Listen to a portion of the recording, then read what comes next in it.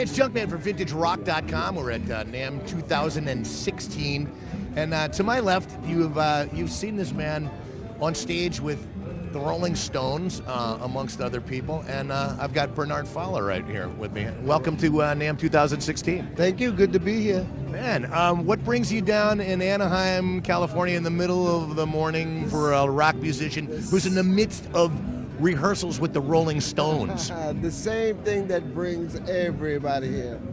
The NAMM show. That's and Alert the Globe. Absolutely. Alert the Globe. It's 11:47 if you guys are coming down to the show, and check it out. I guess my first question would have to be to you, of all the singers in the world, how did you get to be with the Rolling Stones?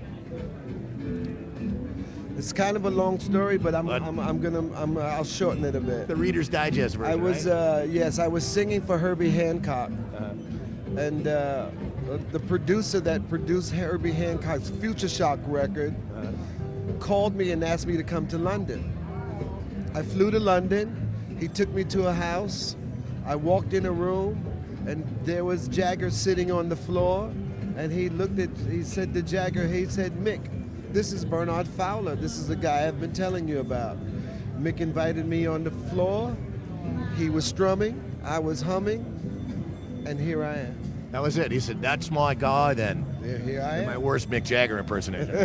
That's my man. Right? That's it. And that was it. It was just that simple. It was, Wow. yes, kind of. Now, how long ago was that?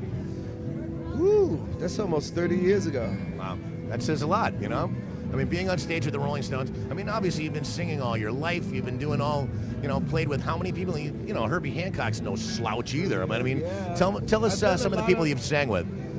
Oh, okay, Herbie Hancock. I sung with PIL.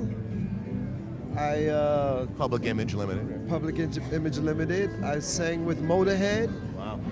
Duran Duran.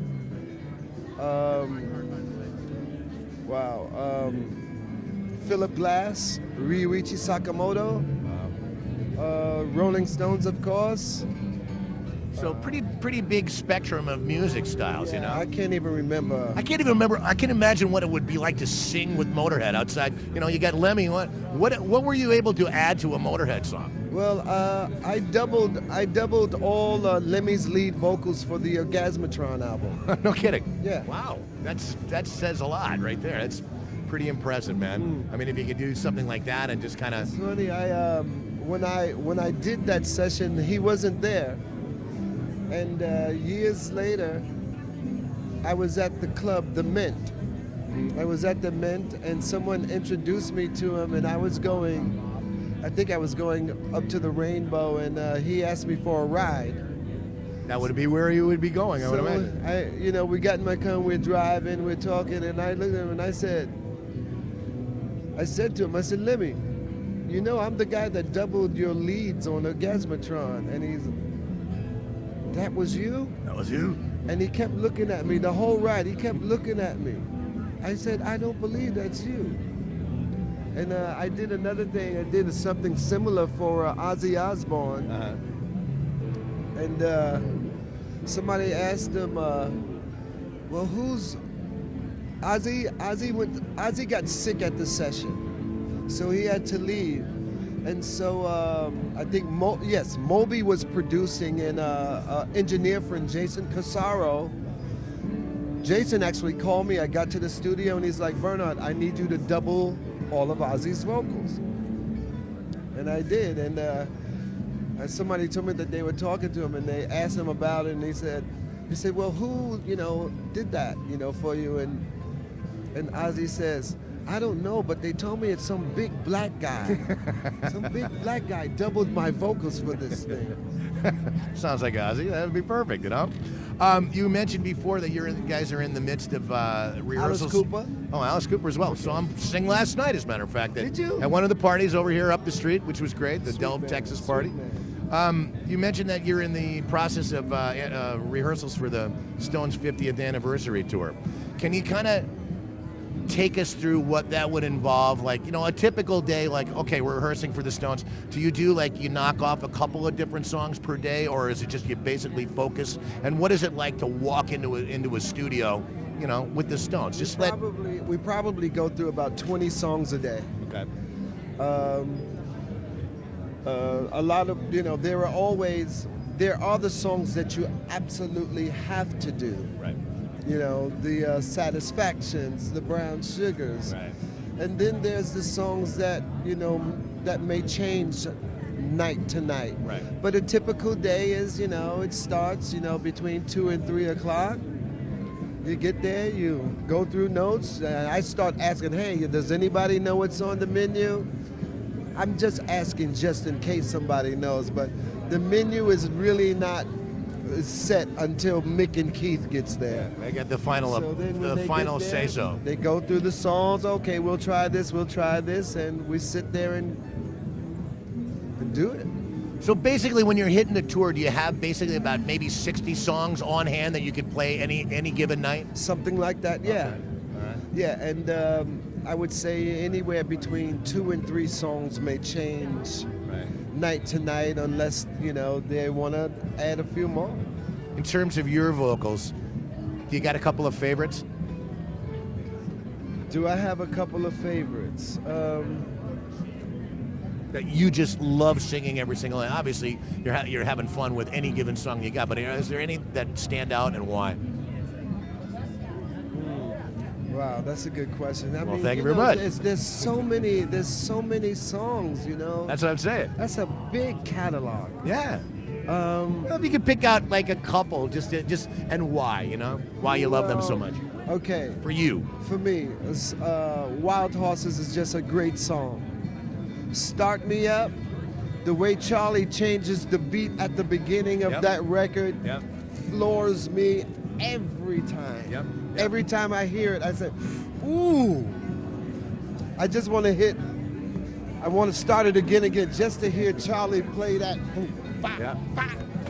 Oh, it kills me every time. Now, are you following him at most times, or are you following like Mick or Keith? Are you following somebody for your cues for the most part? Like, I'm a drummer. I follow the bass player. Is there somebody that you do as a singer? I watch Mick like a hawk. Yeah, that's a lot of work. I watch Mick like a hawk because, you know, the Rolling Stones, although it's rock and roll, it's a type of jazz thing because it's never the same night to night. Mm-hmm. And Mick might decide to change the lyric or might decide to phrase the lyric differently. So I'm watching him constantly. That's who I get my cues from. Really? Oh, yeah. Do you have a favorite venue that you guys have played before? Favorite venue, I think, well, it would have to be when we played Copacabana Beach for 1.5 million people. That was the most memorable and one of my favorite. I'd never seen anything like that before. Does it bring out any kind of stage fright from you, or? I'm always a little nervous, you know, before, you know, at the beginning. But once I open my mouth, the nerves kind of, you know, settle a bit. And the love of the crowd comes back to you too, always, you know? Always. Yeah. I think it's good to be a little nervous, you know? Now, do you have a ritual as well too, a warm-up ritual that you use? Absolutely. Can you go into it at all, or is that a big family secret? No. It's just you know, I do a vocal warm-up before every show.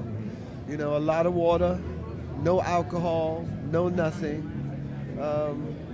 That's my basic ritual. No secret potions or anything like that? You know? Yes, I do, but I can't tell anybody about that. Depending on what country you're in, right? No, actually, it's stuff that I discovered last year. I think it's called TMRG.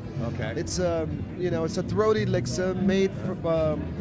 It comes from Israel. It's made in Israel, and I have found that out of all the stuff that I have used over the years, this stuff works the best for me. Awesome. Well, I guess if it works, that's what you do. TMRG, send me a free case, please. There you go, please. No, we beseech you.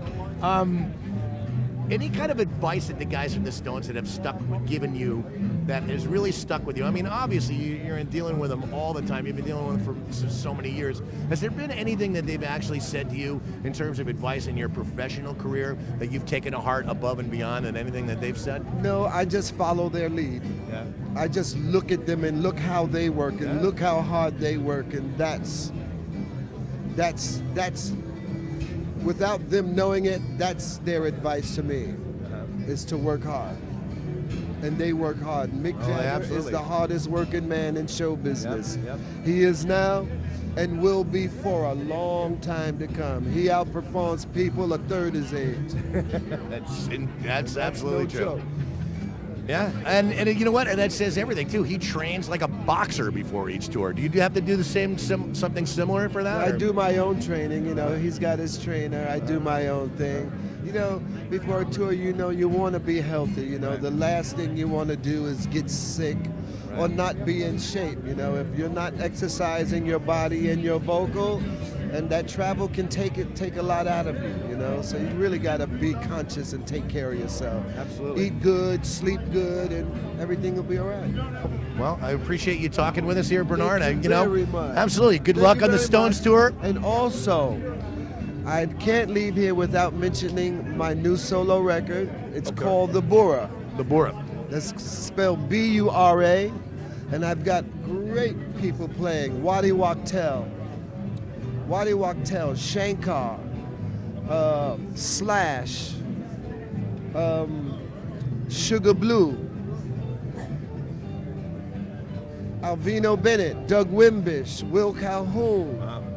I mean, now Darren Johnson, Darryl Jones, Wadi Wachtel. Now, where's a website that people can go check out more about Bernard Fowler? BernardFowler.com. I was going to hope that would be the one. There you go. There you go. So go check out Bernard, and you know, like I said, check him out on the Stones tour. Check out the Stones tour. Check out the Buddha, and alert the globe. Absolutely, alert the globe. Booth number 1147 here at NAMM. If you guys are hanging out for the day, so come on down and check it out this weekend. And again, I thank you so much for talking with us here at VintageRock.com. Let's do it again. Vintage Rock. VintageRock.com's Junkman here, and VintageRock.com and NAMM 2016. Again, with the great Bernard Fowler. Peace.